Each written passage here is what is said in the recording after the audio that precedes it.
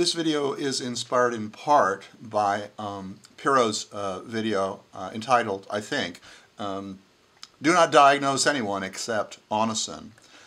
There's a link below. And also as a continuation of the vid I made about David called Something Missing.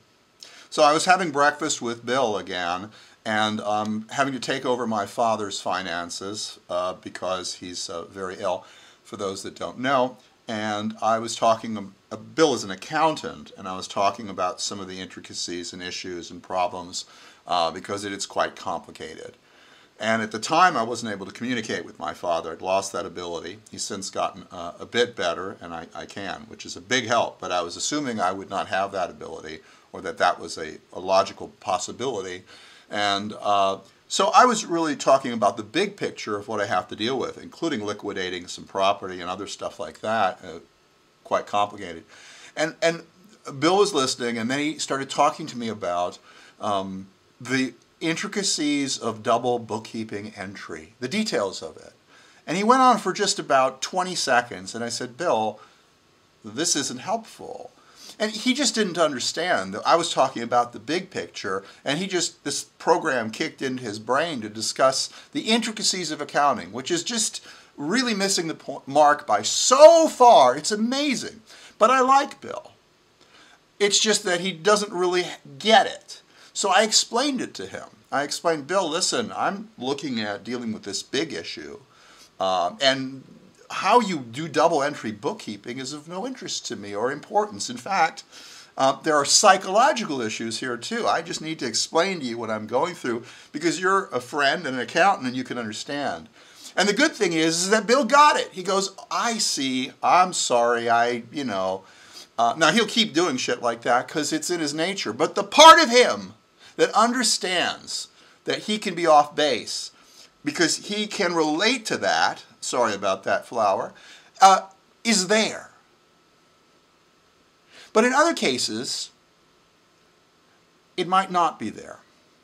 And when something is missing, that person may be able to understand intellectually, but may not be able to get it emotionally, or they may miss the intellectual point completely. Now, one of my favorite, my very favorite, not one of my favorite YouTubers was a guy named Strophanthus. And I had great fun with him. I created a character that was called Lucinda, who was his sister. He didn't know it was me, and I was able to communicate him as myself and as Lucinda, and we had wonderful conversations, and it was fun. He was brilliant.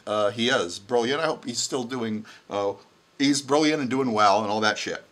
But one of the things that was really interesting is that he had discussions about romantic love. And he was making the point that we should reevaluate romantic love. And I had some conversations with him about this because, first of all, it floored me what he was talking about because I had never, ever considered that. Now, Strophanthus is a transsexual who describes himself as almost completely asexual. And he essentially described romantic love as a kind of craziness, irrationality, and that we place so much value in this, and that we should reconsider that. And he was essentially saying that we overvalue this.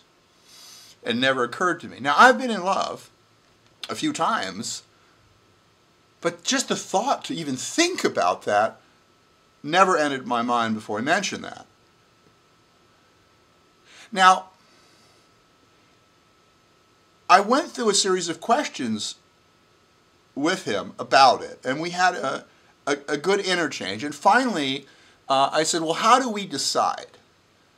How do we decide whether we should place all this value in it? Because look at all of literature and all the arts, theater and all.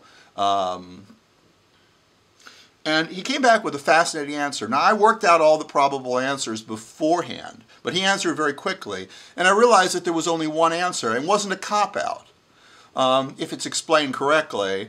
And he came up with it. And this is a guy that's, he's in his early 20s, and he's obviously thought about these a lot because of his experience. But for him, not just the love part. I mean, if you've never been in love, you can still relate to it because you still have precedence toward being in love. You can feel a sexual attraction towards somebody.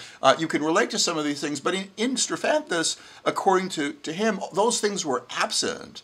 And so what he said was, how do we decide to devalue love, to look at it as something as an irrational craziness? He just said, you just do. But that's a brilliant answer. It's not a cop-out, because it acknowledges the fact that underlying it all is the notion of who we are. And that's psychology and not intellect. It's how we feel and what's there. And when you're dealing with that level, what happens is that it just is. It either is there or not. And I still think a lot about that. Now, I don't want to go any further into it because it's not really where I'm going. It's just part of the picture that I'm talking about. So let's go to my second favorite YouTuber. Now, certainly part of Strophanthus' appeal was his drama, but also his creativity and intellect. And I think with David, my second favorite, and there's quite a difference between the two, I thoroughly enjoy the drama, the unexpectedness. Not all those goddamn interviews that get boring, but the fact that David seems to miss things that other people don't. And it occurred to me that fundamentally, and I'm diagnosing David. Well, I don't have a diagnosis, but I do have an idea that superficially, David is a great human being. But at a deeper level, he just doesn't have something there. It's just missing. And because it's missing, nigger means human makes sense to him. Not only intellectually, but emotionally, it makes sense to him. Because the reason nigger means human doesn't work for most people is not really on an intellectual level, although they express it that way. It is on an emotional level. It's how it feels, which is really, really how almost all our decisions are made. And then they're supported by the intellectual part. So what I'm suggesting is that if you look at his responses to people, hey David, sorry Flower, you're just in the wrong place this time. If you look at his response to people, he's exceedingly charming and warm and friendly. But if you look at his deeper interactions, the way he interacts with folks when there's more significant issues, serious issues, complex emotional issues at heart, it seems as if he's like Bill, but worse in a way. Because Bill at least gets it later. He kind of misses it. He's emotionally a klutz. But David doesn't see it at all. Now, why do I like that? I like it because he's bright, he's creative, and that part missing makes him interesting to me. I mean, I don't know, I guess it's, you look at somebody and they're like most other folks, but you look at somebody that's different, and I mean, Strophanthus, I mean, boy, was he different in lots of ways. It's dramatic, it's fun. So, I don't know. I have like threads and ideas about this that I'm not going to put on this video, but maybe we'll consider this a start. I don't know how much time I'm going to have to do stuff, but we'll see. Anyway, see you guys.